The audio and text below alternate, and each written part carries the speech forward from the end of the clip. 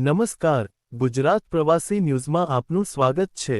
હું છું વનરાજ રાવળ। મહીસાગર જિલ્લામાં ભારે વરસાદના કારણે કડાણાથી પુનાવાડા, રાજસ્થાન જતા મુખ્ય માર્ગ પર એક વિશાળ વૃક્ષ ધરાશાયી થતાં વાહનવ્યવહાર સંપૂર્ણપણે બંધ થઈ ગયો હતો।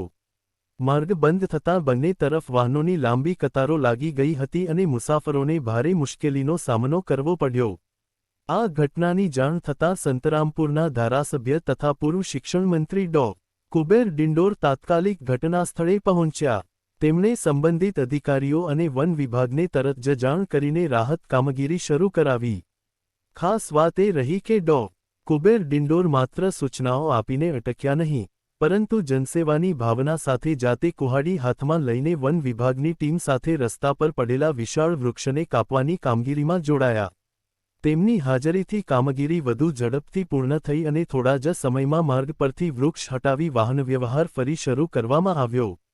સ્થાનિક લોકોએ ધારાસભ્યની ત્વરિત કામગીરી અને જનહિત માટેની પ્રતિબદ્ધતાની પ્રશંસા કરી।